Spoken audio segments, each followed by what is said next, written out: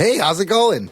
My name is Imran. My co-host is Anthony. He's the jock. I'm the nerd. Welcome to episode 105 of the Jock and Nerd podcast. This is part 2 of our special Free Comic Book Day 2016 edition of the show. Part 1 you can find in the show notes at jockandnerd.com/106, but you don't necessarily have to listen to part 1 to enjoy the show if you're a new listener.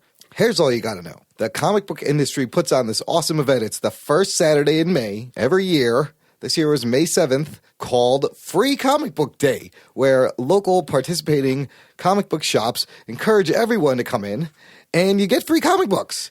Now, if you listen to part 1, I made it sound like you just walk in and you just grab books and run. No, it doesn't quite work like that, listener. Let's not be ridiculous. Publishers have put out specific books. There was 50 different Free Comic Book Day special edition books from different publishers, and you got all ages stuff, everything from your Marvels, your DCs, to your independent stuff, to your Grumpy Cats, written by Elliot Serrano, who you're going to get to meet in this episode. So the audio you're about to hear was recorded live on the floor of Pastimes Comics and Games in Niles. It's the store Anthony and I go to on Wednesday for New Comic Book Day. Eric Garneau, our friend who works there, was so awesome and invited us to be one of the featured guests for their Free Comic Book Day celebration. So we were one of 6 guests, and we got to talk to all of them on the podcast. In part 1, you heard from comic book creator Joe Parrish, stencil artist Kevin McPartlin, who goes by Mr. Antihero on Instagram, and the guys from Unshaven Comics, creators of the Sammernauts, Mark Allen Fishman, and Matt Wright. Part 2, like I mentioned, you are going to get to meet Chicago's King of Geeks, author Elliot Serrano, who's written Grumpy Cat and a bunch of like Ash and Xena Evil Dead crossovers, and he's buddies with Chicago sports broadcaster Lawrence Holmes, who we've also had on the show. So that's really cool. And we talk to Joe Tenaglia, goes by Tin Man. That's his artist's name, and the guy's an amazing illustrator, artist, writer. It's got some great, intricate prints. And Anthony, as you'll hear, has run into him in the past. So, small world. So, thanks again to Pastimes for having us and giving us the opportunity to hang out and geek out and meet new friends and have these awesome conversations. Let's check out part 2 of the special Free Comic Book Day 2016 edition of the Jock and Nerd podcast. Hey, what's up? It's Taylor Gray, the voice of Ezra Bridger on Star Wars Rebels, and you're listening to the Jock and Nerd podcast. It's the Jock and Nerd podcast with your hosts, Anthony and Imran.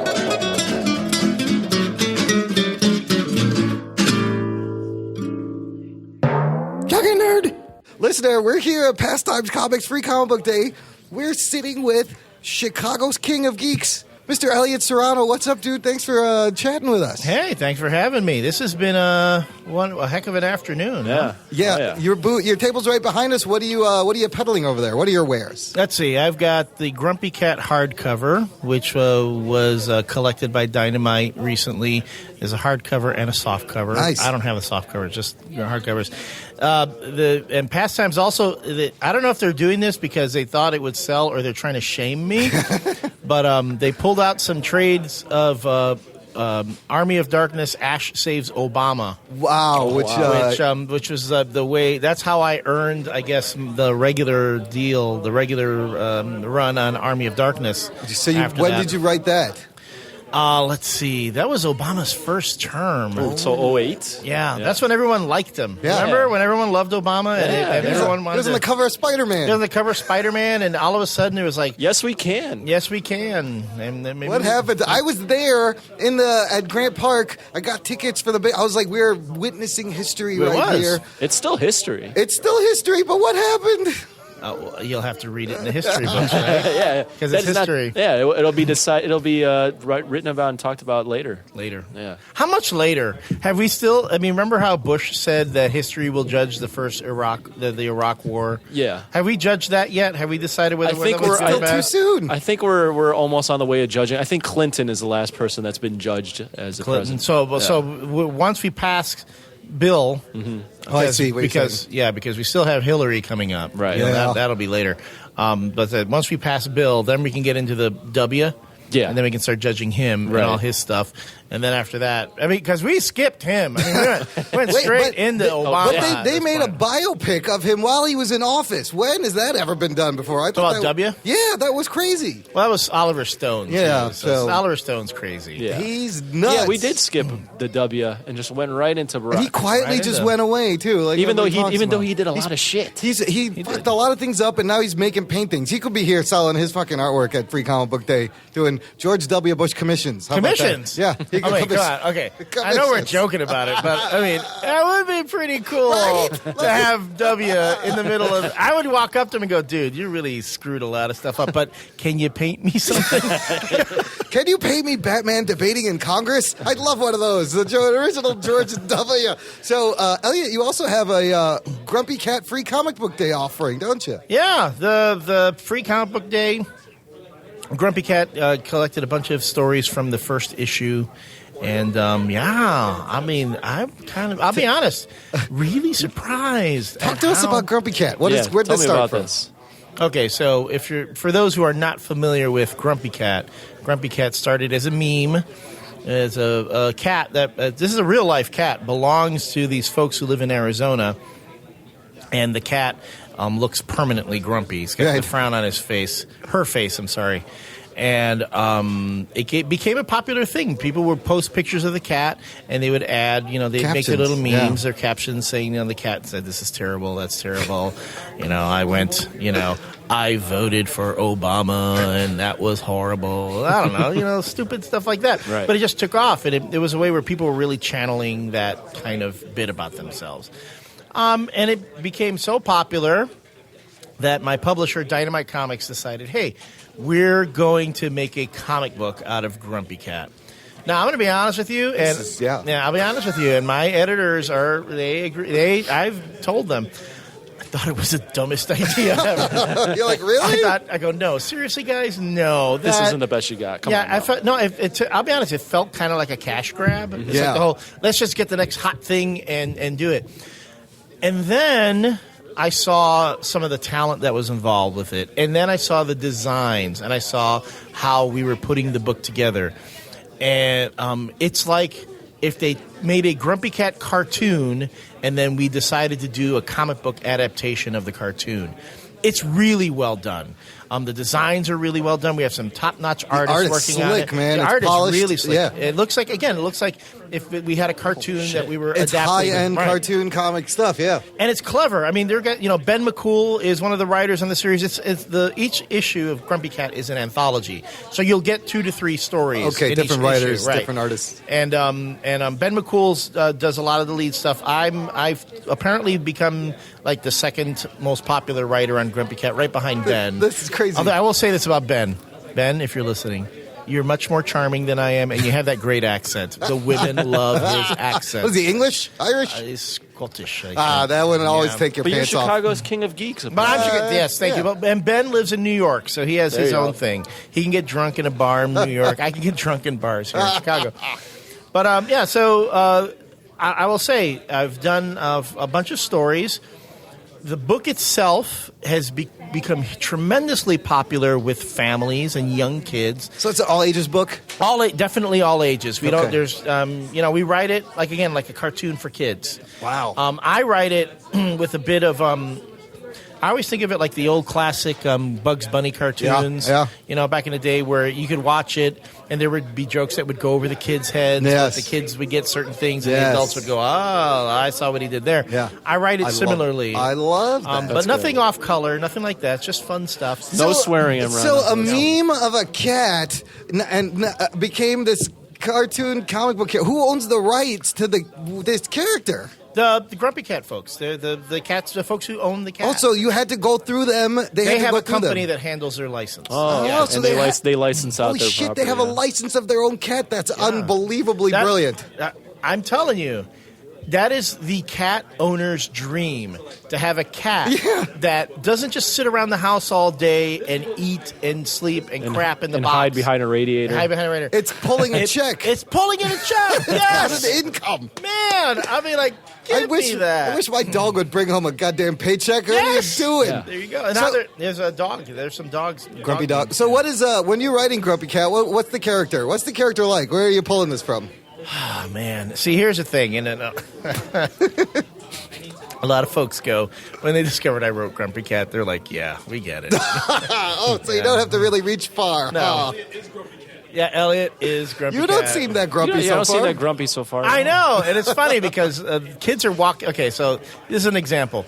All these kids are coming by with the free comic book day books, and they want me to sign them. And I'll go, okay, would you like me to just sign your name and my name, or would you like me to like put a little thing on there, like something Grumpy Cat would say to you? Yeah.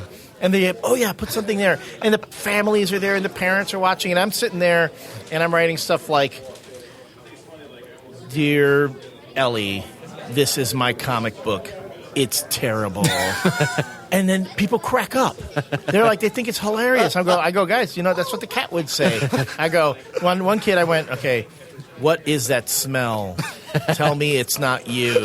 Signed, Grumpy Cat. And they're laughing, and they're going, if I said that to somebody, they'd be like, you're such a jerk. You're just chirping them, and they're digging it. And they love it. But I mean, I am legit going in my head like, what is something Grumpy Cat would say? But I'm channeling that. But let's be honest, everyone who writes this book, they understand one of two things: what it's like when you're not having a great day and you just want to tell everybody, just back off, leave me alone, and what it's like to have a cat.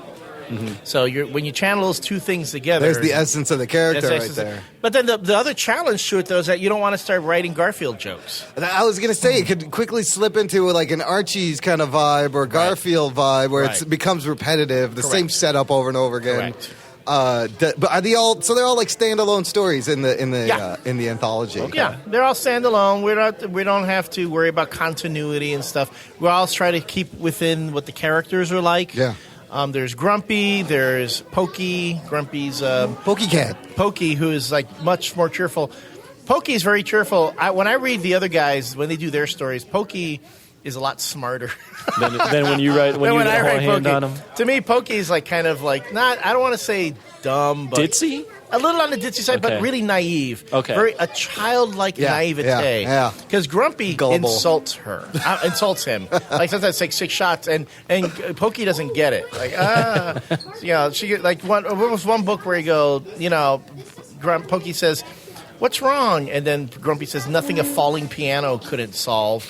And then Pokey goes, Grumpy, I can't play piano. And I'm like, It's like Pinky and the Brain and Garfield and Odie and a bunch of it's like things. that. I love it. I love it. Those relationships, we've seen them in the past. So that's kind of the way I approach it. Again, though, as you say, recognizing that, you got to be careful that you're not just lifting stuff from all the other. It's hard, but it lends itself to that. That's what she said. Oh shit, Elliot, dude, we got a soundboard by the way. I can do all sorts of fun things. Wowie zowie! How long? How'd you get into writing comics? How long you been doing that? Oh, man, let's see.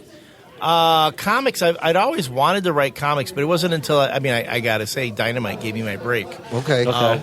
My first gig was co-writing the Xena Army of Darkness book. Whoa, cool. I co-wrote that with Brandon Jerwa, and I really have to thank him because he knew that I was a big Army of Darkness fan. Xena crossover with Army of Darkness. Yeah. Cool. And then we were writing the sequel to the Xena Army of Darkness miniseries that John Layman did before. Oh, wow. Because the licenses, they're both Raimi properties. Okay. You had, Army of that's Darkness right. and Xena. Yeah. And then Bruce Campbell was Autolycus, the King of Thieves, Nice. and Xena.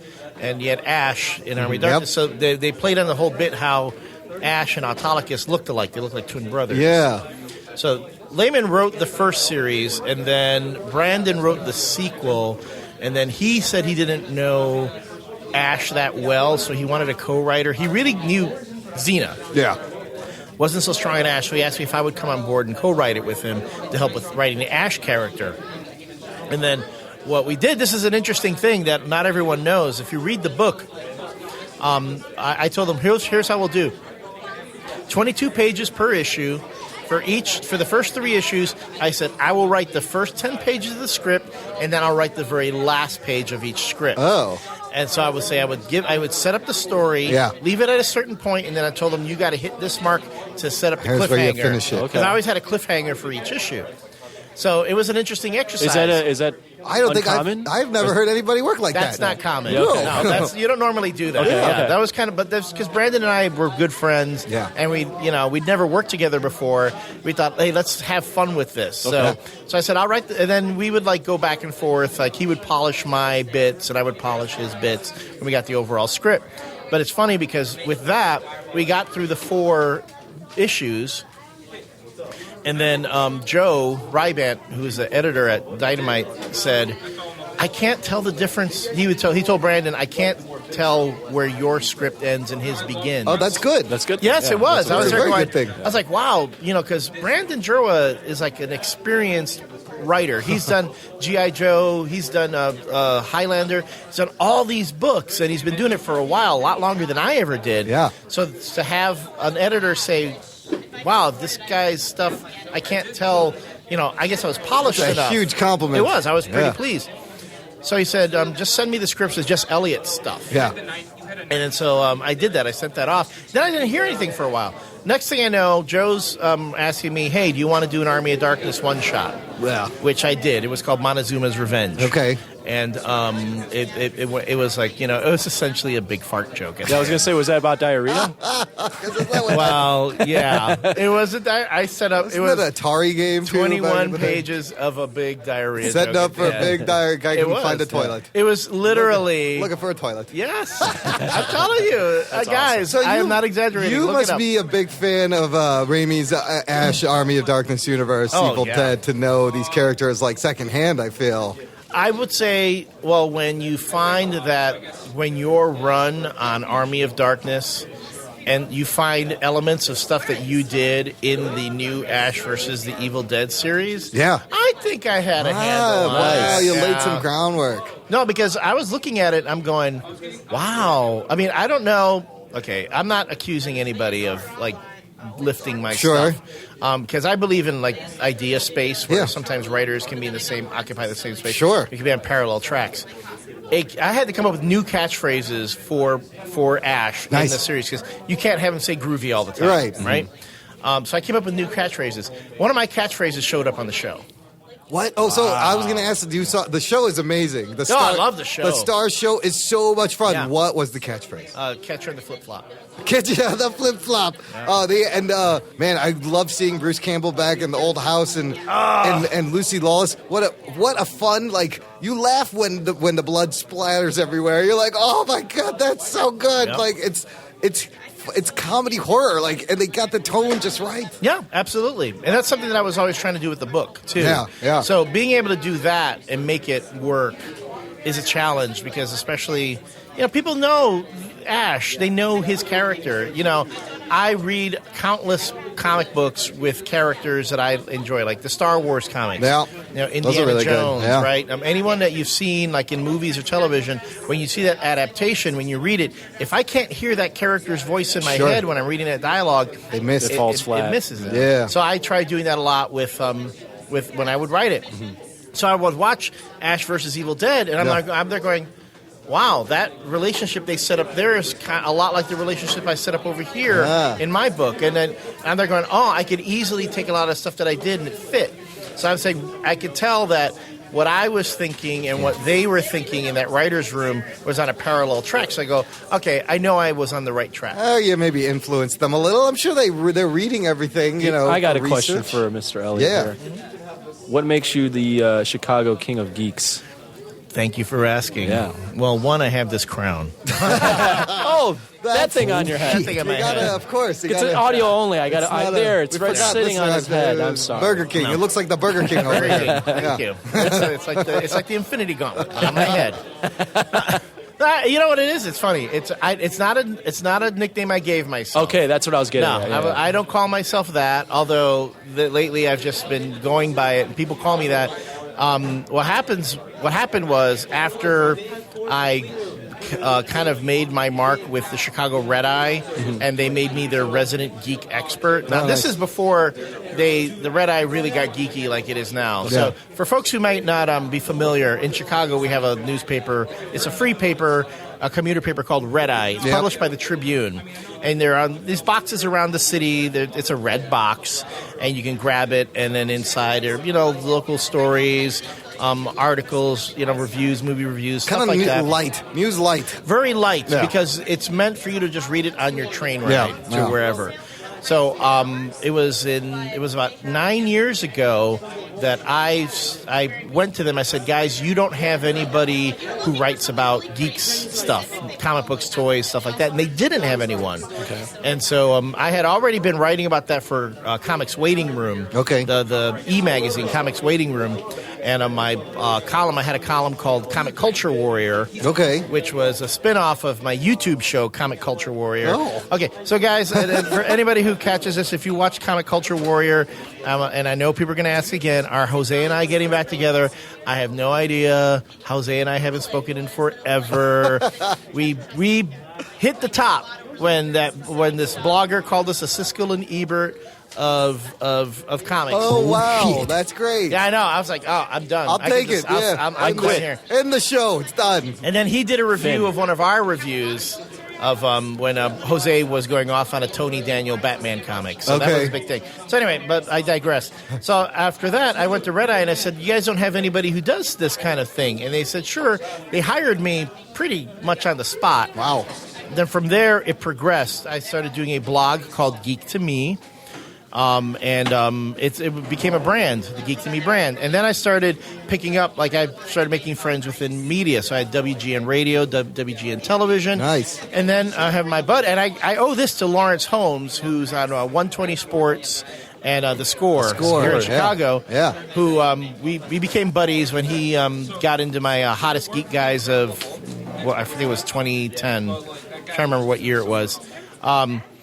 But we became buddies, and he would have me on his show, and he would introduce me as the king of geeks. Yeah. And I went, nice. dude, I don't really think I deserve that, because I know other guys in Chicago who are way geekier than I am. Yeah. And he goes, maybe, Elliot, but you kind of make it for everybody. Yeah. Yeah. Because I know guys who are way bigger Star Wars geeks than me, the Rebel Force Radio guys. Yeah. Oh, those guys are hardcore, dude. They are hardcore. Yeah. And I can't do a hardcore Star Wars podcast, because after a while, even I am okay, we've beat this one to death. I'm not gonna talk about it. Our show is kind of the same way. We love geeking about superheroes and the TV shows and movies, but it's, even if you're not watching the shows, you could listen and still be entertained. It's broad enough to Right. We don't get entertain. too geeky. We strayed away from getting into comics. As much as I'd like to, but He would love sometimes to. you're right though. It's you got to niche down, but it's good to broaden. It's and then about niche. making it digestible for everybody. Exactly. Yeah. And accessible. Accessible. And that was the big thing that was my mission. See, when I first started working for Red Eye,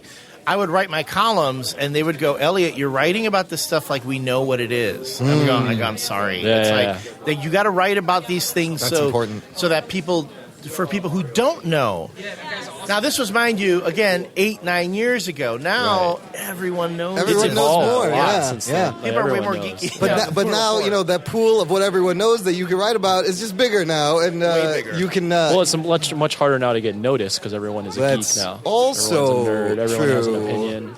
So where are you currently writing? You're ongoing right now. Right now, let's see. Oh, wait, we did announce it, so I can talk about it. Yahoo! Okay, so I finished up my run on Grumpy Cat because, again, it's there are only so many Grumpy Cat stories you can tell without repeating yourself. Yeah. So the next thing, and this is, and I'm wondering how it's going to be received, but they asked if I would write the Homies comic book. Dude, I have homies on my desk at work got 'em? and I was buying them back when they were in the in the eggs for $0.25. Yep. And I was looking for certain ones, and they're still sitting there. They're dusty. I've had them for I'm at least Googling this because I don't know what it is. 6 years, and I thought the homies were dead. But they're I'm coming kind back. of excited. David Gonzalez, a creator of Homies, he's bringing the Homies back. There's going to be a new line of T-shirts. There's going to these be guys. New toys. new toys. There's going to be an art book about the history of the Homies that's from their awesome. creation. Yeah. I'm working on that with David. And yes, there's going to be a Homies comic book. Right on. It's going to be the first comic book. It's going to be the first time people see the Homies in comic form since David drew the strip for Lowrider magazine. I'm surprised that it's taking this long for them because I love the idea from the beginning. I'm surprised it's taking this long for them to break out into other things now because you can make a cartoon show, you can make a comic book. They had the little rat guys, the redneck dudes, and like it's a huge universe. Yeah. And this is from at least like 10 years ago. Yeah, this is from the 90s. Well, David, decided he wanted to start doing it again. It's like this is David's thing. Yeah. It's his property, it's his creation. He oversees it. He's like he's like George Lucas. Okay.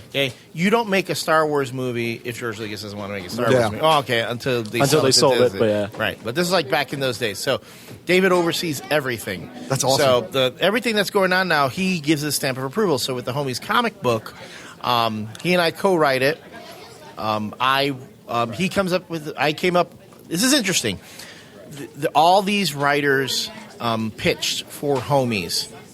And Rich Young, he's an editor at Dynamite.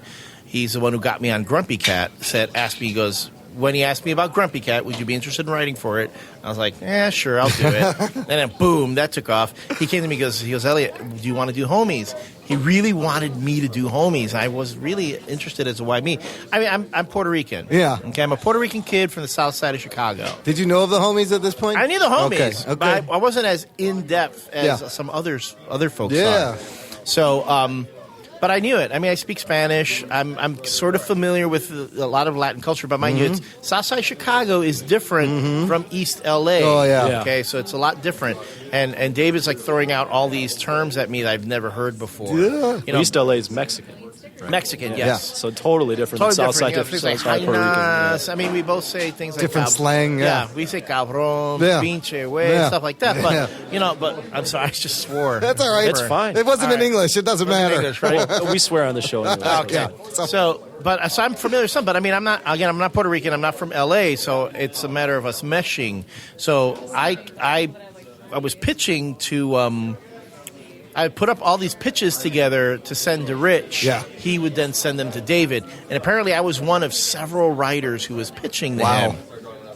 I get back an email from Rich, and he goes, Elliot, I just want you to look at what David's notes were. And I'm thinking, he's going to rip this up. First words were, I like this artist approach the best. Oh, shit. I like this writer's approach the best. Because I wanted to do Homies as a romantic comedy. Oh, a rom-com. A rom-com. Set in East LA. Set in East LA. And when we had our first conference call, he's like, David's like, I want it to be like Fridays, blood in, blood out, something like that, the culture. And I was going, okay, David, I know this is something, I look at it this way. And again, this is me, Southside Puerto Rican kid. I go, I kind of look at it like as an Archie comic. Yeah. And he went, dude, that's exactly what I was thinking. And I'm like, so we were kind of on the same wavelength there. Yeah. So we do it. It's the Homies is going to be. It's a romantic comedy. That's great. Along that line. That's and awesome. and like we already wrote the first issue. The first issue is it's funny. The first issue was supposed to be the fourth issue. But David liked it so much, we moved it to the front. Well, okay. It's a wedding issue where Hollywood, the main character of Homies, finally marries his girlfriend Gata. Okay. And I'm like, and I wanted to make it. This was gonna be the big payoff, but he goes, no, we got to introduce all the characters again through the wedding. That's how you get everybody there. That's a good idea. Cool. Yeah. So, but it's like everything that could go wrong at a wedding happens at this thing. Nice. So, and it's like, but you want to care for the characters and stuff like that. And Hollywood and Gata go through their thing and all this and we have Andrew Huerta. He's this artist right now. You can find him online. Does this really funky new look for the Homies. Oh, really different than anything that we've seen before. If you go on Comic Book Resources, they released the cover to the book. And follow Andrew on Instagram and on Twitter. Every once in a while he'll put up little pages or little snippets of artwork. I love following artists on Instagram, Yeah. especially comic book artists. It's just some really good stuff. And he put one, I remember he tweeted a panel like a couple of weeks ago, and I was like, I know where that's from. I know that scene. And I even tweeted it. I know this scene. I wrote this scene. That's awesome. Nice. So, and he did such a great job of capturing like the emotion of it. So I'm like, okay, cool. So the thing though is that the homies characters, and the reason I talk about like kind of wondering how people are going to take it, is that those characters have always had their share of controversy over time. Yeah. I mean, mind you, there was a time when they were the L.A. Police Department wanted to ban the characters. It's amazing. These are little toy action figures, about 1.5 inches. They're causing all this controversy. Right, but they were thinking that they were promoting gang lifestyle. Sure. Like that. And we addressed that in the book, too. The second issue, I just submitted the script. I'm waiting for David to look at it and tell me what he thinks and give it a polish. But we addressed that very thing about gang life within that neighborhood, and what the community is doing to address that. And so, I don't know. We'll see. Good. We'll see. Either That's exciting. it's a feeling. It's either going to go over huge, or it's going to. Well, I mean, you have You a know, I great don't know. setting. I love, the graffiti culture and the L.A. landscape. Mm-hmm. And then if you think about what Mark Waid and Fiona Staples are doing on Archie right now, you could easily see that as like, Puerto Rican gangster Archie. Just convert it, and there you got your homies. Okay, so you just mentioned my book in the same breath as Mark Waid. Sure, and why Fiona not? Staples. Don't do that. Man. I'm not saying that homies is bad, but I'm just saying Archie, the way Archie is done, it's yeah, it's kind of right. similar. I can kind of see this Imran's not one for hyperbole. attracting the same audience. Me and Mark Waid in the same breath. Not gonna happen. Not gonna Well, You're happen. Chicago's King of Geeks. You're Chicago's King of Geeks. I give you a little. If you don't have any superheroes, any interest in writing superheroes? I have some, but I'm like, I don't know. True story. The very first pitch I ever made was to DC Comics, and it was for a Superman Adventure story, which Joey Cavallari, who was the editor at that time, liked, and he wanted to buy it. He was ready to do it. Okay. But then the book got canceled. And they had a bunch of Mark Miller scripts they needed to go through before we could do anything new. So my first story was a Superman story. Oh, kidding. Now, I would love... and I have pitched other things before. I've pitched some other stuff, but not Superman stories so much, but things that happen in Metropolis. Okay. And I have some ideas. I have one idea that I pitched was Eddie Berganza a while back, and he went, hold on to this one. So that's a good one. Hold on to it. So there are things I would like to do. But superheroes themselves, I mean, I'm like, it's kind of like everyone's played that tune. Yeah. You can only cover that tune so many times. And unless I come up with an idea that goes, yes, that's something new and different. That is so hard in the superhero It's genre. You know, I mean, to me, the only thing that gets me, if I could write Superman, is so that way we can get him right. Yes, 'Cause please people- do that. Yeah, 'cause Somebody people- do that. Because no one. I get so tired of people saying, "Well, Superman's boring because he's a Boy Scout and stuff." I'm like, you know what? Can I tell you something? If you get a flat on the side of the road and everyone's driving right by you, you're going to be damn grateful if that Boy Scout stops to help you change your tire. Absolutely. You know, so enough of the crapping on the Boy Scouts. We need the Boy Scouts. So what makes Superman interesting to you then? What Oh, the would good question. He does the good thing because it's right. 'Cause it's the right thing to do. You know, and but you got to understand that too. And to me, and I'm sorry, Superman is Clark Kent first. Yeah. In fact, that's right. Yeah. Here's the other thing, and I know they're going to deny this over at DC. I don't care.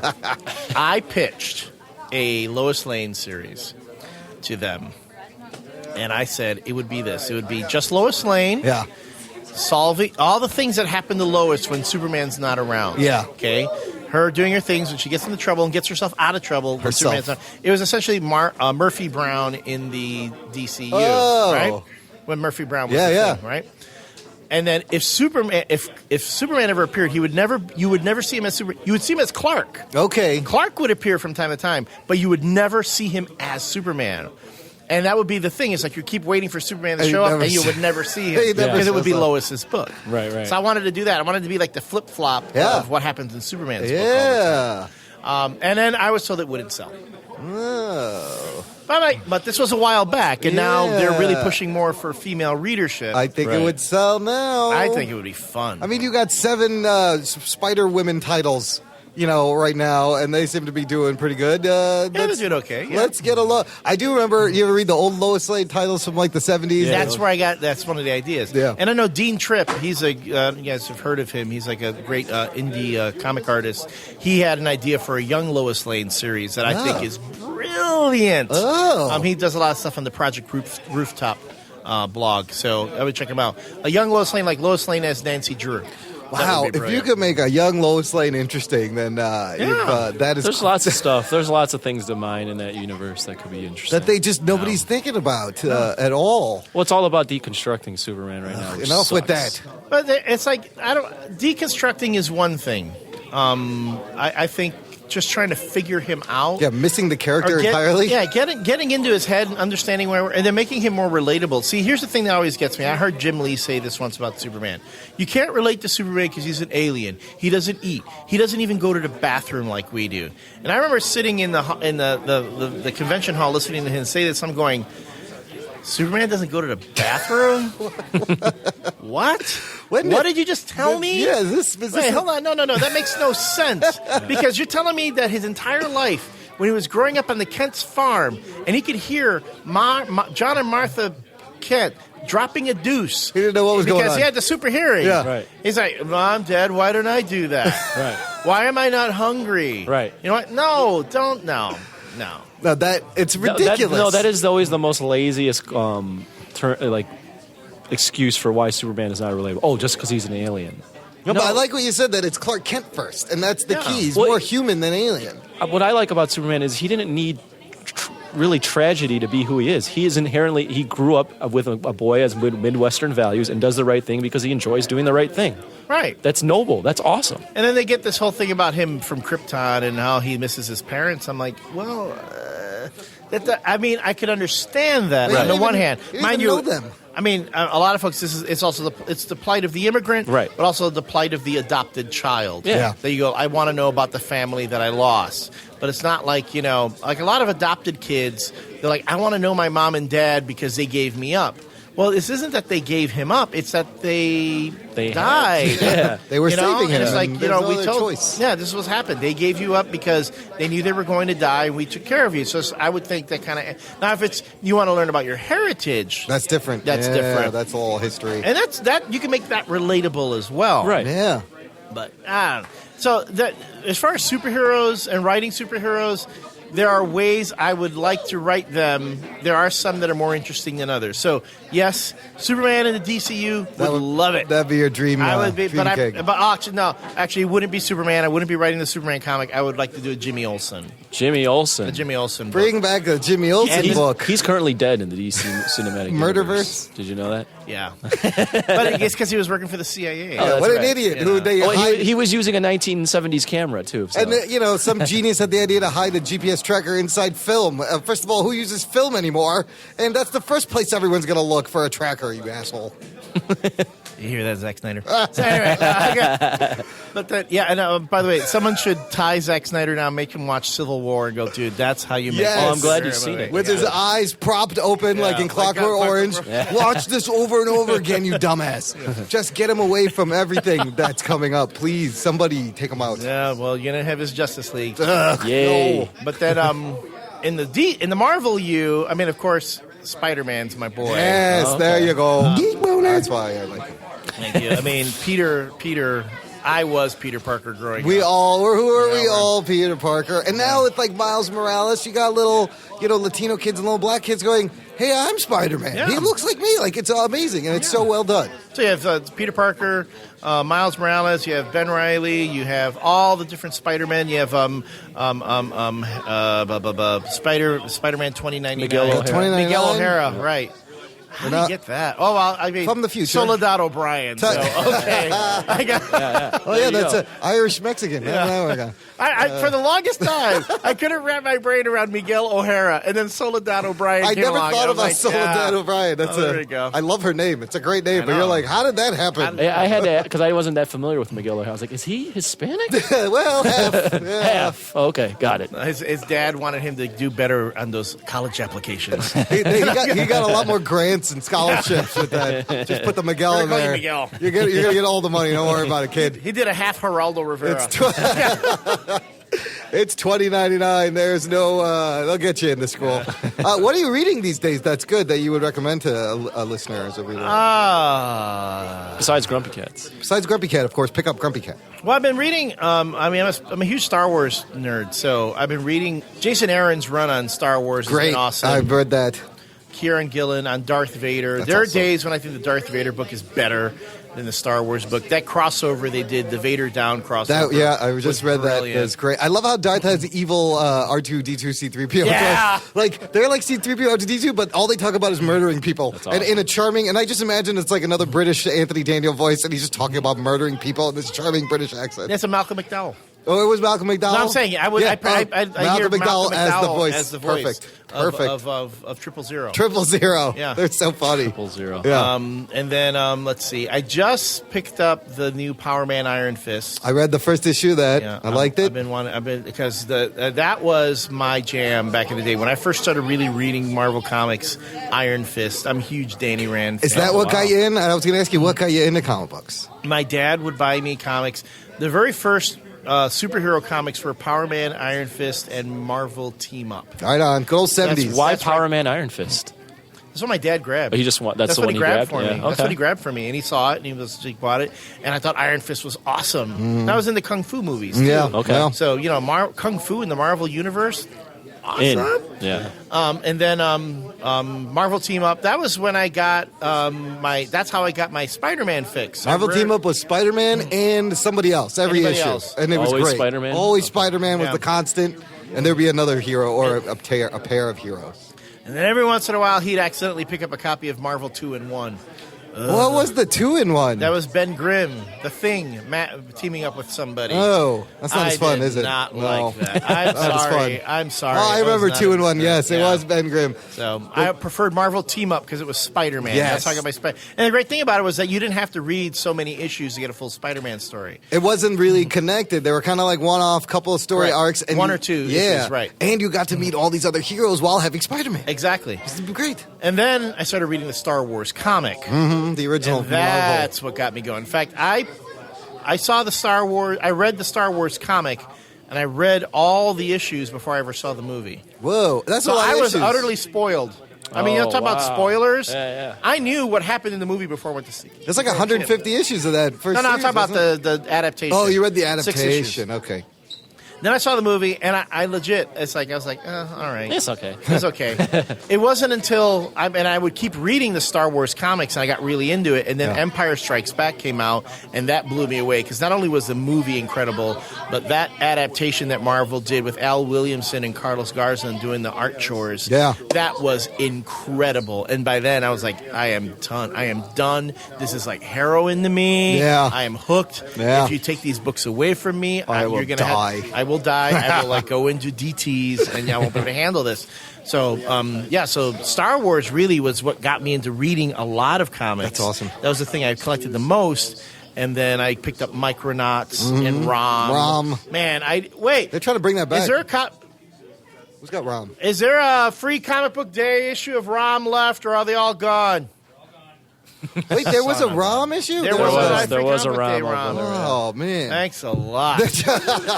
Well, his name is Imran. I don't know if that counts. for anything. ROM. It's not the same. So I was reading that stuff. I was reading and then I read John Byrne's Fantastic Four Yeah. when he was on it, and I was reading G.I. Joe. G.I. G.I. was good back, that original Marvel. That I used first- to read that. Herb Trimpey, Larry Hama. They were doing some great I remember stuff that. on there. Yeah. So I did a lot of that. I've read Micronauts. Did I mention Micronauts? Yeah, Micronauts. Man, Micronauts. Michael Golden's artwork on that. You can't get Michael Golden to do comics anymore. Oh, really? That's the most gorgeous stuff. Marionette and Space Glider. Oh, man. They're trying to bring Awesome, that yeah. back in that shared franchise universe with Yeah, G.I. Joe, that should be Transformers, fun. Micronauts. Yeah, they're trying to do their own and Mask. That would be, yeah. What Overseers is that? Is that a toy? Which one? The Overseer of G.I. Joe and all that. It's Hasbro. It's Hasbro. It'll be a that's right, Hasbro Well, it used to be- multiverse. Mine used to be Multiverse. Hasbro and Kenner, but then now Kenner's gone and Hasbro owns They absorbed. everything. Kenner doesn't exist They anymore, right? absorbed Yeah. all that Okay. stuff. So, that's really what I read then. That's what got me into reading comics, and then reading Star Wars and Micronauts got me into reading prose. So then I got into Robert Heinlein. Starship Troopers is my all-time favorite science fiction novel. I mean, I say you want to get a young teenage boy into reading science fiction, give him Starship Troopers. I Boom. never read the book. It's a quick read. Yeah. First, it's way better than the movie. Yeah, Okay. wow. But although the movie, I actually enjoyed it. Yeah. But mind you, if you want a more faithful adaptation of Starship Troopers, that would be Aliens. Oh, okay. Because I remember when I saw Aliens, You're like, this is I was Starship going, Troopers. I was like, James Cameron read Starship Yeah. Troopers because this is what I picture when I read Starship Wow, Troopers. it's that hardcore then. Yeah, it's that hardcore. Oh. So I was like, okay, that got me into it, and then I started reading more prose, reading Heinlein, Bradbury, David Gerald, and all these other Ursula Le Guin, and these other ones. So. But I credit my dad for buying me those first Power Man Iron Tell you, Fist man, comics. comic books are they help you, inform you, they educate you, they can send you on a career path. Get you to read. I Get you to credit read. Archie comic books to helping me to learn to read. I really think I learned how to read with Archie just because they were so much fun and I wanted to read them, and it forced me to read. So where do you see yourself? What's coming up for you now after Homies? Homies? Oh, yeah, I don't you got know. the Oh, Homies. you want to ask him that far ahead? What he's got planned? No, I don't know. I know where I'd like to be. Okay, I don't know if I'll get there. where would you like to be? Well, I don't want to. If I put this out in the universe, I'm either jinxing myself or helping me. Or The Secret, right? Is it The Secret? Are you supposed to keep the secret, or you say it out loud? You say it out loud to speak it into being. And then Yeah. it'll happen. And then it'll happen, Yeah, right? exactly. You can will things into being if you just being. believe along. But you have to say it out loud. Yes, right. Huh. Star Wars. I want to work in a Star Wars comic. Oh, that's I think you awesome. have. There's plenty of opportunities now. I mean, Well, lighten them all up. once Jason Aaron gets tired of it, Yeah. and once Charles Soule stops writing every book that's out there. Dude, he's very prolific. But then you have all these like the Lando series, and you got Charles Soule. Han Solo and Princess Leia. Charles Soule. They're all Soule. Charles Man. Soule. Isn't he? He's Is he writing still everything. writing Swamp Thing too, or he's moved on from I that? don't know what he's At doing. one point, he was like on 6 or 7 books. that guy at the writes same everything. time. Oh my And he's God. practicing law. How the hell is he What? doing Yeah. Really? He doesn't sleep. Wow, right? he's a He robot. can't- he I can't think be he's an sleeping at this android. point. it? Yeah. Look, I think now that we're going to have Star Wars movies probably every year for the rest of our lives, there's going to be lots of opportunities to write. I hope. You could even like come up with like a children's book in canon kind of idea to squeeze in there. You know, you're doing really good with the all ages material kind of what like something Jeffrey like that. Brown did with the Darth Vader and Sons. Yes, yeah. Or I'd have to assume the barrier to entry is not as hard now that Lucas isn't controlling it, right? Or do you think it's just as difficult to get? It's just as difficult. You think so? There are a lot of things you have to be on certain lists. Yeah, yeah. Sure. And no, mind you, it's not like if I'm the only one out there wanting to do it. I know some. Oh, other you don't writers- think so? Yeah. I know a lot of other writers. I know a lot of other writers who have way more skin in this game than I do, who've been at it, who are way bigger names than I am, and they're waiting for their chance too. So we'll see. All right. You just got a network, man. You know a bunch of people. You just keep meeting people who meet other and- people. and then there's the Deadpool. And then there's what about Deadpool? No, the Deadpool. Oh, Because when the people start Deadpool. dying, when people yeah, start yeah. dying left and right, Or you know. just quitting. Yeah. Yeah. The Deadpool. So that's I'm awesome. not saying that there will be unfortunate accidents happening. Better sleep with one eye open. You know who you are. Elliot, man, thanks for coming on, chatting. man. Where can, if the listener wants to say hi or learn more about you, where should they go? So you can find me on Twitter at Elliot Serrano, 2 L's, 2 T's, 2 R's. Right on. Also on Instagram at Elliot Serrano. You can see my my blog, Geek to Me Adventures with Chicago's King of Geeks, at geektome.net. And you can always write to me at redeyegeek@gmail.com. Sweet. Right man. on. I'll have all these links in the show notes for this episode. So thank you so much, man. thanks for having me on. Elliot, Chicago's King of Geeks. We talked to Chicago's King of Geeks, Elliot Serrano. And then I'm still looking for a queen. Oh, you hear you that, go. ladies? There we go.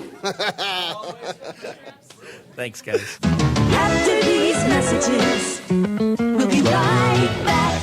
Hey, Imran. Hey, Rug Boy. Wouldn't it be great, since we're putting out all this content, that our listeners could support us? And maybe we had some kind of, website or a way for them to do that? Rugs, that's a great idea. Give me 1 second. I'll be right back. Jock and Nerd. Okay, it's all set up, listener. Just visit jockandnerd.com/Patreon. Wowie zowie! Patreon is our virtual tip jar where you can donate any amount of money either per month or a nice large sum all at once. And on that Patreon, you get bonus content, as Imran mentioned. But if we hit certain plateaus every month, we improve our production quality. We get better equipment. We get on more platforms. It only helps us. So please get onto patreon.com/jockandnerd or jockandnerd.com/Patreon and support the show. Jocktastic! I hear change jingling in your pocket. Don't fucking fuck me over, guys. Do it! What up, homies? My name is John Medina, and this is a promo for the Just John podcast, a weekly show where I talk about whatever the hell I want, which tends to be tech, movies, music, games, comics, and way too much about Star Wars.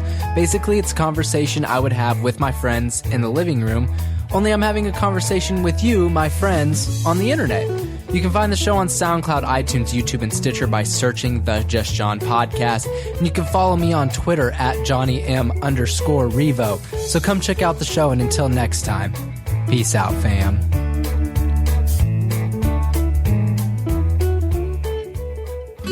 The Jock and Nerd Podcast.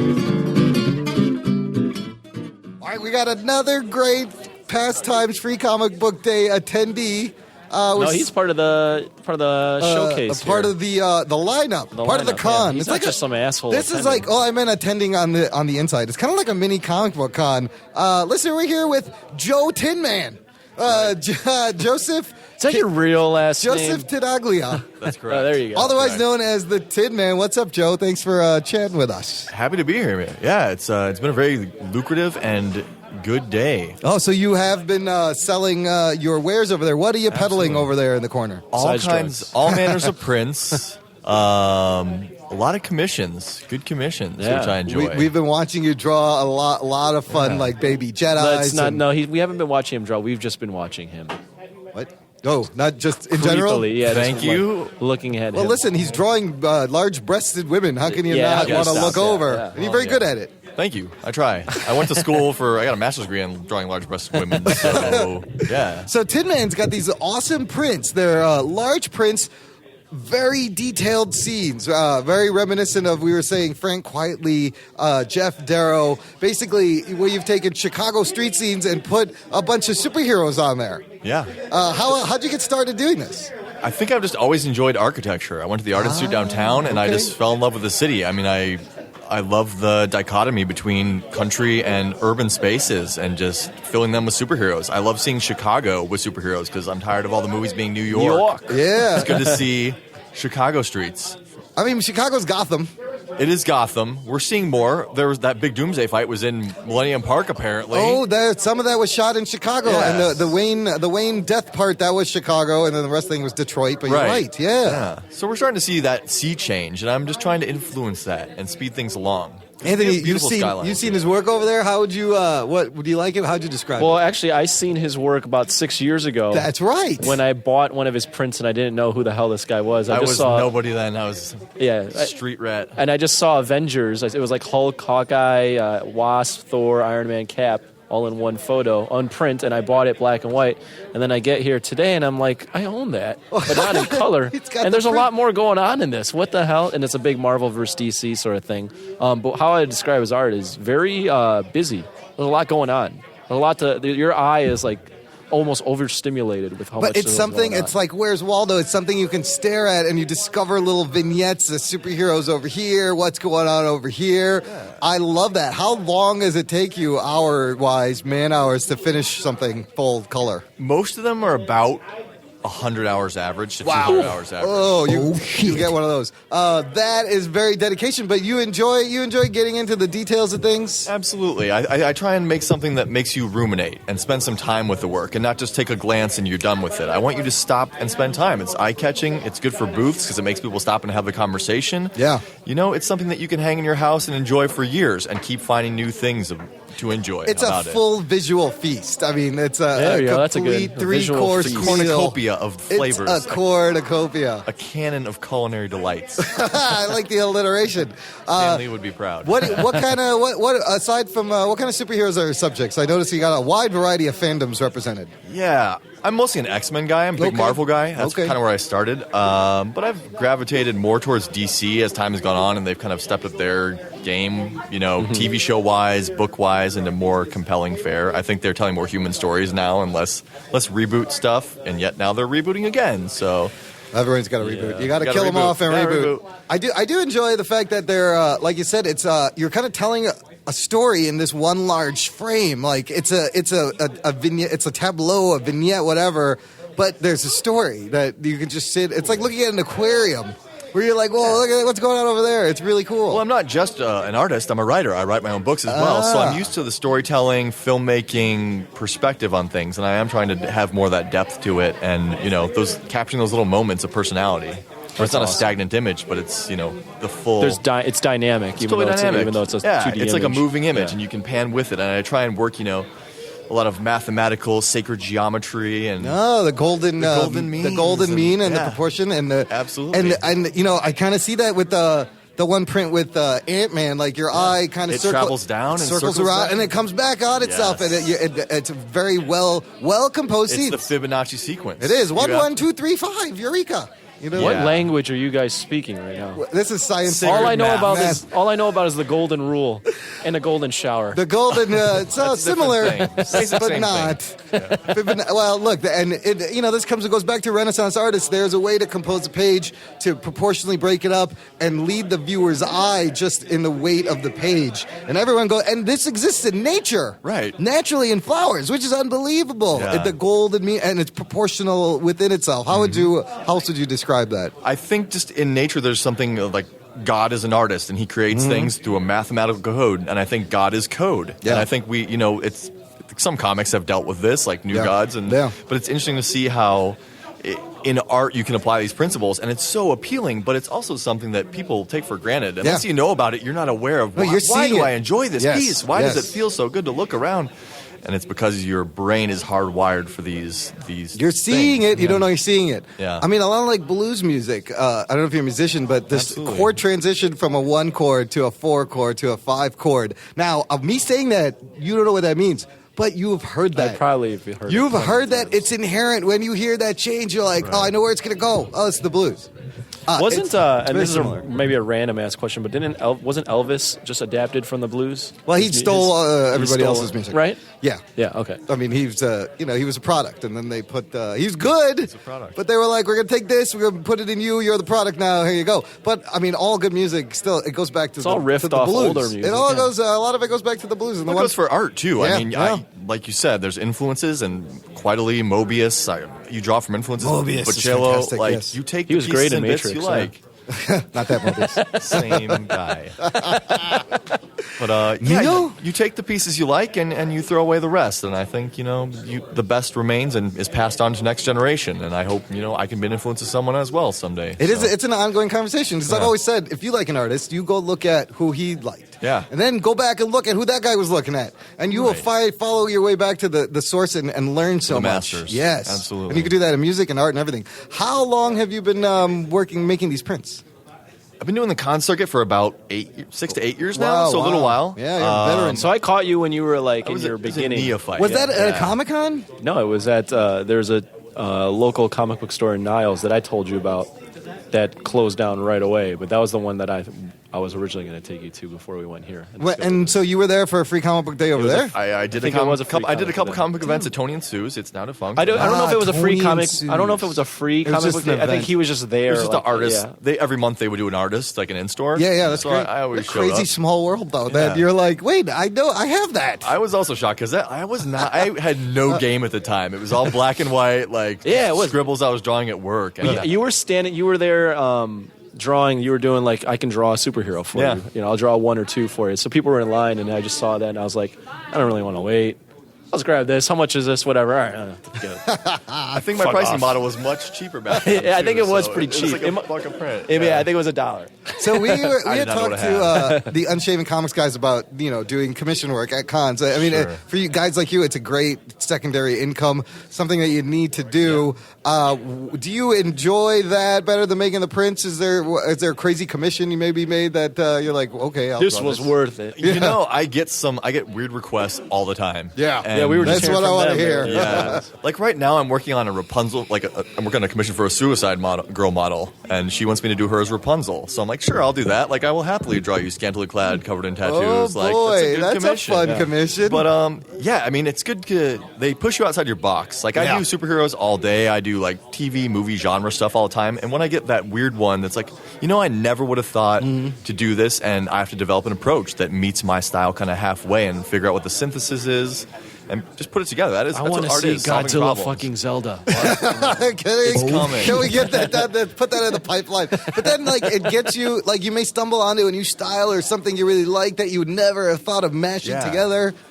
It's a challenge. Yeah. And I was asking them about the speed. Like, how do you set the speed of doing these commissions based on how much you're charging? And if there's a big line of people, where do you compromise? Do you just tell them to wait? I try and be as accommodating as possible. I mean, I'll have people come back the next day if it's like a 3-day con or whatever. I'll be like, yeah, just come back. You Yeah, know, that's a good idea. And Yeah. trust is the most important thing. Yeah. Like establishing a relationship. Like, you know where I live, I know where you live. Like, I know where you live. You I son know of a bitch. where- you better deliver. I gave you $5 for that. pretty much. I know where you work. Yeah, I mean, I try and deliver as much value as possible in the work always. And if I have the time, then I'll put more time into it. I mean, it's not strictly mathematical in terms of how I race through a commission. I never race through Okay, it. I but- always yeah. try and make something as nice as possible and something that I would be comfortable paying that money for. Yeah, you got to feel good about giving them that final piece. I want to feel like I don't want to let it go. That's how good it has to be. That it's my baby. That's where I know I've made it. Where I'm like, okay, I would want to keep this. So now it's good enough to give to you. That's a good Nice. judge. Yeah.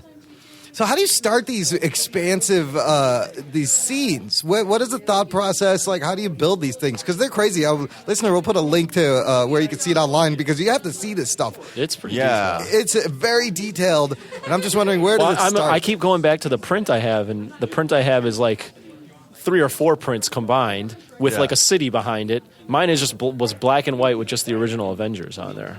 Whoa! Yeah, So it- you it's you crazy. I added. expand them. I try and do puzzle pieces, so where you get one, and each time you come back, I've built another piece that builds that's the largest. Like, brilliant. remember the old Marvel trading cards where you Yes. could connect all of them to form a scene? Yeah. Just that mentality of cover combining and card combining Yeah. really appeals to me. That's no, it's great because it makes it collectible. It makes people want to come Right. by and get all the parts. Yeah, you got to collect them all. But when It's you like thi- Pokemon. when you- Sort of like Pokemon. When right? get them all, even the new ones. Even the thousands of them that exist now? There's 1,200 new Pokemon. Come on people. back, kids. I don't know. We still give us That's your your money. next job. I will commission you to do that. $5 all of the though. Pokemon. all of the I want all Pokemon. the Pokemon on one sheet. $5 on a 3x5. That's doable. What do you work in art material wise? Mostly traditional. I do some digital work, mostly watercolor, colored pencil, Copic markers. I'm getting into lately because they're fast, they're beautiful in print. But yeah, I'm a traditional guy. I mean, I like my old masters. I like digital seems so impersonal to me. to some What are degree. you inking with? Ink with Pitt pens, Faber-Castells, because they're cheap and Okay. they last forever. But I use Crow-Quill too. I use this Whoa, that's Sakura old brush. school, yeah. Yeah. So I mean, material-wise, I'll try anything once. You gotta taste the rainbow. I like how you just throw in these references. That out was there. Taste the Rainbow. What is that? What is that, Imran? But Skittles. There you go. Skittles. That was my nickname in high school. That's how you lost all your teeth. Skittles. Too many Skittles. But yeah, process-wise, I Yeah, think where does it start? Yeah, composition is the most important thing for me. Arranging a flow of characters is the most important thing. To lead the eye, the angles of the bodies, backgrounds, how you direct the light sourcing. Like, composition is important. So I really will develop a bunch of little puzzle pieces and rearrange my characters in a larger... Thumbnails is crucial when you're doing this much work. It's This is like- where the digital workflow would speed be up a sweet. little bit because you could easily rearrange it into different varieties with a Definitely. couple of clicks, and you're like, okay, that's But where. he's a Layers. traditionalist. Yeah, layers. but then you take that and then you finish it traditionally.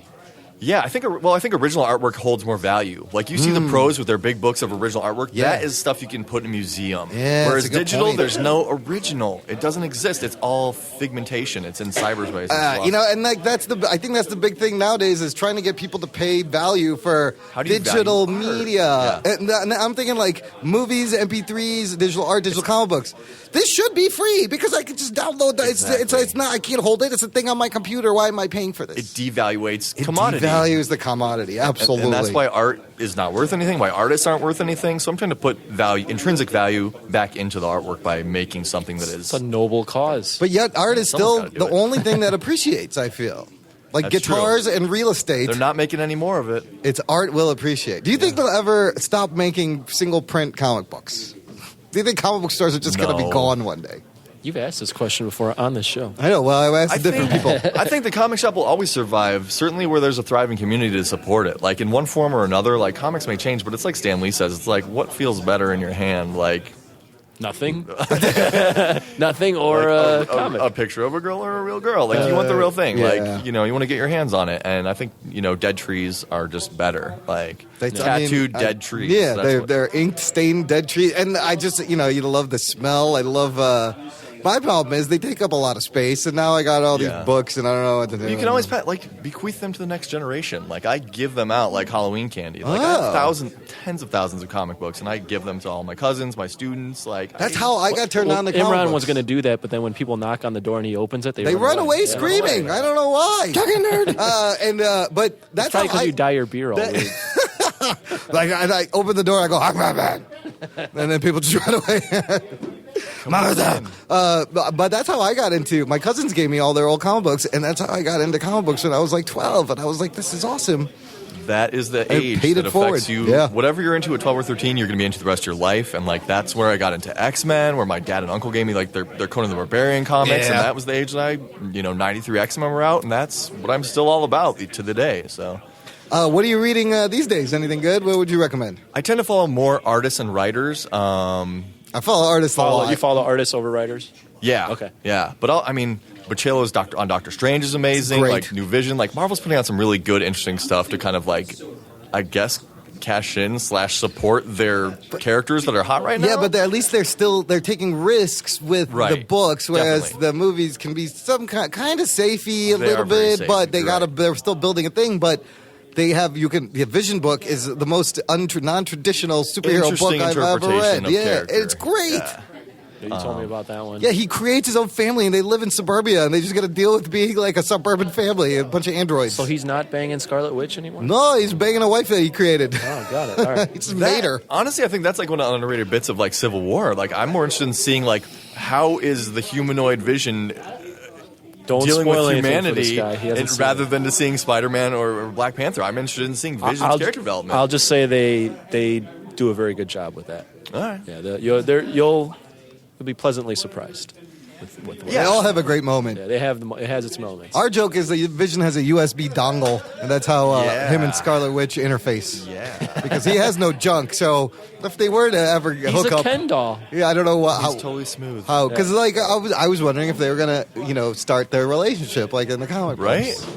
Don't spoil anything. I didn't say Imran. nothing. Shut the hell up. You need to stop. Also, new Power Rangers comics kick ass. Wait, there's new Power Rangers comics? Yeah, Oh. really good art, really good stories. Like it's like totally throwback, but like I'm actually excited for Power Rangers. Like I haven't been in 20 years. Wow. What do you think of the costumes that they show? They are a little Iron Man-ish, but that's all right. These are the times we live in. That's just the aesthetic. I Like didn't have a everything's problem. designed by the same two concept artists yeah. right now. Like That's true. so it's all like Andy Park. Andy or like Park does Byron. They do everything, everything dude. for Marvel, so everyone looks the same. I love and that's it. cool. It's a And- good gig for Andy. I want to talk to Andy Park. I love his story. Have you ever read? Somebody wrote an interview with him how he got the gig, and it's just a great story.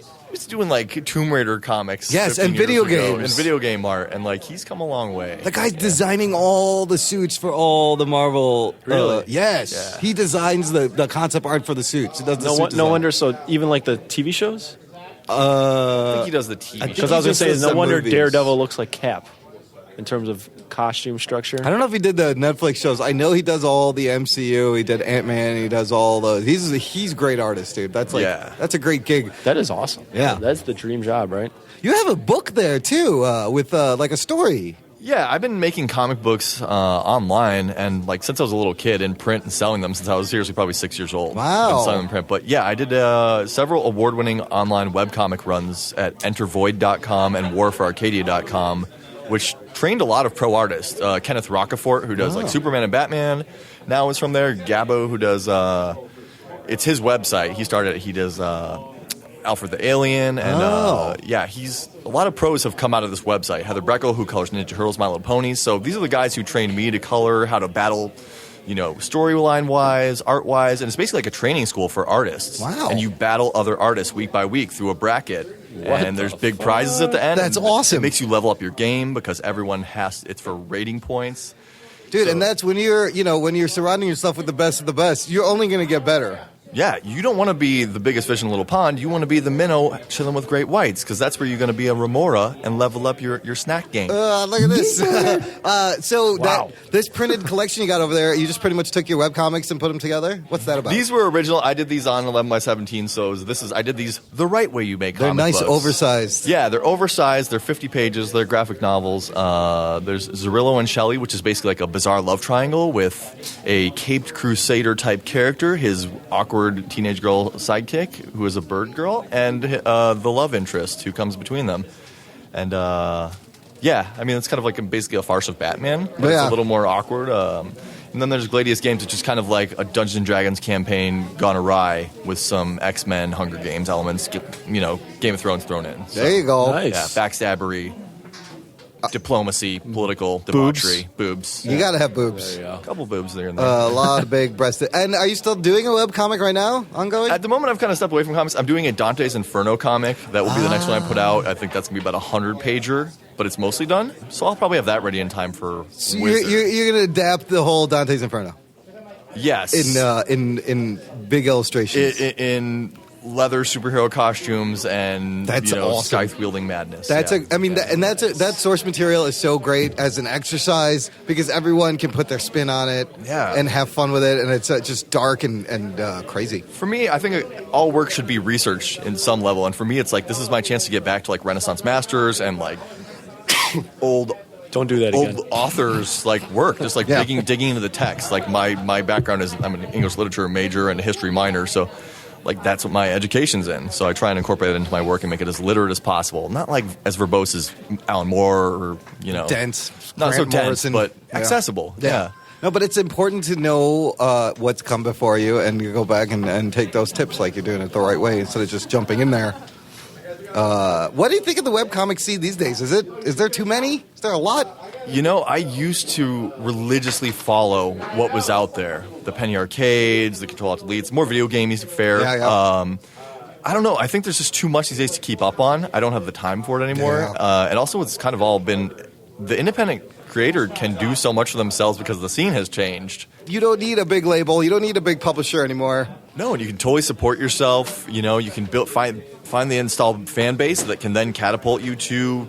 The industry has to let you in because you have 10,000 strong army behind you. So they're basically buying all of your followers. It's so when they hire reversed you. from how it used It to is. be. It's grassroots. You have to come in with a built-in audience and a proven product, or they're not even going to look at you. Right. That's how everyone, that's how image works these days. That's how, it should work. And it's But it fantastic. used to be you took a chance on that guy and Right. you helped develop him. Exactly. You matched him up with They a don't have writer. time for that anymore. Nobody has time for that shit anymore. You got to prove your They're like, pudding. just let me print this. Just bring it in, and is it ready to print? Go. Okay, go. Yeah, and I've seen a lot of my friends succeed on Kickstarter enormously. Ryan Brown, Chicago guy, through God Hates Astronauts. Like, so many artists are coming up into succeeding tremendously for themselves, and there's no middleman. Yeah. There's no publisher that they're having to, give their cut to. I mean, I feel like on the one hand it levels the playing field, but on the other hand, there's a lot more noise you gotta rise above now and Definitely. get out in front of. How do you do that? That's the magic question. I mean, that's the million-dollar question. I guess How are you putting for yourself me, out there? being an individual, like just putting the work in. I do Da Vinci style. Yeah. 4 hours a night of sleep, and all the rest is working on the dream. Like 8 hours a day drawing, minimum, and just pushing it out there, connecting as much as possible. Always show up at every event. show up at every art show and just network and meet the people. Like, the people they're buying a piece of you. Like, they want to know you and connect with you, and the work is synonymous with you as a person. Yeah. You're a one-man army and a one-man brand. That's why I write, draw, color, I do everything myself. Like, Everyone is their own media company. I sell for a living. Yeah. And even anyone that's ever sold for a living, they're taught they're not buying that product. They're buying you. They're buying the person, the personality. Because everyone has what I'm like. Anyone can offer what I'm offering. Anyone can offer what you're offering. Well, what makes you different? Well, it's going to be your personality. Exactly. How do you make it personal? How do you improve their lives? It should be a mutual exchange and mutual benefit. Like, Exactly. you should try and step their game up. Iron sharpens iron. So Right. I want to run with the wolf pack that makes me a better person, and Yeah. I want to improve their lives too. What can I do to help you? I love how he speaks in riddles. It's awesome. He's an enigma. You're sitting with Edward Enigma over here. wrapped in a tender, flaky crust. Yummy. Look, you have I see you got a YouTube on your card and SoundCloud, and Look you at do this. podcasts? I do film review podcasts. Yeah. What's that show called? It's called Movie Industrial Podcast, but it's in a state of flux. We try and do every couple weeks whatever movie's hot at the time. Also do YouTube show with my cousins. We do Lego stop motions, Avengers, X-Men, Star Wars. We've been doing it for like a couple of years now, and 40,000 subscribers. Whoa, on Yeah. YouTube. Yeah. Holy shit, dude, that's awesome. Good, For you. really good following. What's that couple of YouTube channel? It's D Tenaglia Studios. Okay, I'll put that in the show And, notes. I got this card. This card Yeah. has my fucking print on it. Oh, that's the print that you have. It's on the card. That's It's awesome. a really nice business guy. I'm proud of him. But yeah, I mean, stop motion is another aspect. Like filmmaking, I make horror films too. I try and do a little bit of everything. And you have a full-time job. Yes. Jesus Christ, this guy. Like, this is dedication. You know this guy is passionate. Like, you're always... You're getting after it, You got to man. work. That's how you work. got to hustle. Yeah. And it'll pay off. And, I mean, I feel like... Do you take cat naps? Never. I do not nap. I do not nap. What's 4 Is hours a night? Is that where you sleep with a kitty? It's basically. It's like when you sleep with the grumpy cat. When you Oh, sleep with fucking- Grumpy Cat all up in your... That is crazy. 4 hours a night. No I sleep till would. Brooklyn. I get cranky if I don't get like 8. No, I just try and make it like zombie-like through the day, and just Oh, so you're like through the day. You're doing your day job, Yeah. and then like at night you're putting in your passion. put in the passion. Yeah, I save it up. All right. Tantra style. You Yeah. know. And it's- yeah. Well, out of all... what is your... You know about tantra, right? You developed it. He's... You're actually the anti-tantra. The Art of Sex? Yeah. No, what's that book? That is it. It's very Sting of you. This thing is my idol. the Where, pro wrestler? No. I'm fucking What do you like to do the best out of all the things you do? Oh wow. oh, that's a good question. Inking is very zen. Yeah. It's, the ideas are there. There's some room for spontaneity, but it's craft. Your mind is completely focused on the finished work. Like doing layouts is the creativity part, so I try and do that in like the early part of the day where my mind is active. And inking is like you that can turn tired it night off. zombie Yeah, thing. it's a process, and it's just it's second nature. Yeah, it's because slow like you said, the decline. information's there. You just need to make it nice and black. Exactly. So I solid. try and like parcel my day out where I'm penciling during the morning and I'm inking at night when my mind's tired. My alpha wave is turned off, and it's just Yeah, when are you more creative? Are you a morning guy or night guy? for sure morning. Really? Yeah, I write better in the morning. I need to write with daylight. Huh? Yeah. I'm totally a night guy, dude. I find I get all my best ideas, and I'm more creative and productive. Nights at when I'm night. just getting it done. Like, yeah. Oh, okay. Nights are grinding. Yeah, Nights is are the grind. production. The morning is the actual creation Yeah. and thought process. Yeah. Wow. We talked about Patreon and stuff, and how you're not doing an ongoing piece. But what I wanted to ask is, you ever done like live draw sessions? In terms of fundraising, I do. There's quite a few art events. There's Atomic Sketch, which is the last Thursday of every month at Green Eye, and there's just tack your art up on the wall. I always have commissions going on. Like people find me. I'll get Right on. random emails all the time for like wedding projects. A lot of girlfriends getting stuff done for their boyfriends. That's the majority of commissions. But yeah, I've thought about Kickstarter. Probably will do it if I ever do a large print run, like 1,000 book or something like that. Yeah, where you take all your prints and make them a big book. I do mostly Kablam. There's a lot of services that provide it for you, so you just put in all your files and it And it spits out just the makes a books. book. Mail your books. Oh, you don't Yeah. even need to kickstart that book. Yeah, there's no need for that. Right on. It's front end risk for me, but my stuff always sells, so it's never been a problem. It's gorgeous That's 'cause you're the artwork. shit, man. Yeah, I highly recommend the listener check it out. Where can the people see the artwork? Art of the Tin Man on everything. Okay. Instagram for sure. I update daily. Process my events on Facebook. Art of the Tin Man.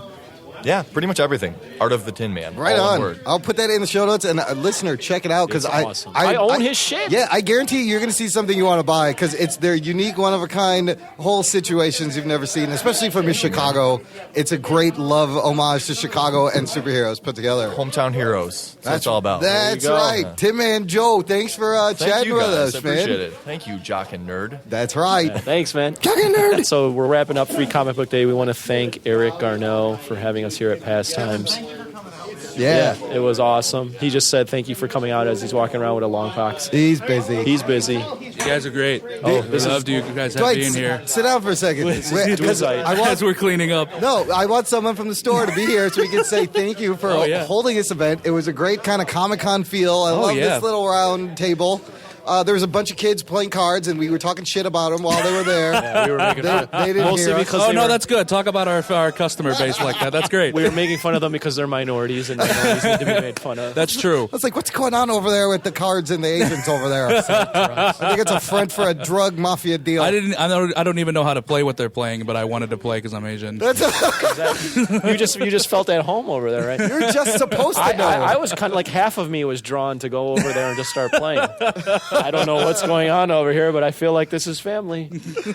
Dwight, how'd the day go for you? It here? was my dogs are barking, but My day sucked because all the ROM books are gone, okay? Listener, if you have a free comic book day version of Rom Elliott Serrano, would love to take that copy off your hands. Just send an email, show@jockandnerd.com. Yeah, we just want to well, have thanks you so on. much Thank you, for yeah. being here, guys. This was a lot of fun. Awesome, I'm glad man. you guys had fun too. Yep. We met a lot of cool people. So taking a sticker. Take a sticker. Take a sticker, yeah. One of these days, we got to get you out and talk some MMA with Anthony. That'd be here. nice, man. Right? Conor McGregor. He's done. No fighting. No, he's not. No, he's not fighting anytime soon. Yeah. But listener, if you like what you hear, Yeah. subscribe to the show, jockandnerd.com/review. Oh, and if you like what you've heard and want to get in contact with us, go to jockandnerd.com/contact. And finally, Dwight, you tell a friend. Tell a friend about the show. This is what you do. Next person you see, you go up to them, you give them one of these. Jock and Nerd. They'll all sidle up nice into their ear. Real seductive. Like, if you want to be dramatic, Jock and Nerd. that pause is very important. So, alternatively, if you have a timpani at home, who doesn't? You give them Jock and Nerd. You do one of those, and you run off. I'm So, glad you guys are still doing the sound effects. oh, of course, hell yeah. Wowie zowie! We just want to, and we want to thank everyone here who took time, got on the show. We met a lot of cool people. yeah. Oh, yeah. Free Comic Book Day was a success, and much better than the last And a time. success. It was a success. SSS. And there was actually people here, unlike last year when we tried to do this. Nobody was here. Awesome. Well, thanks for being here, guys. Yep. Thank you, listener, for listening. This is the Jock and Nerd Podcast. My name is Imran. My name's Anthony. He's the Jock. He's the nerd. And we'll catch you next time.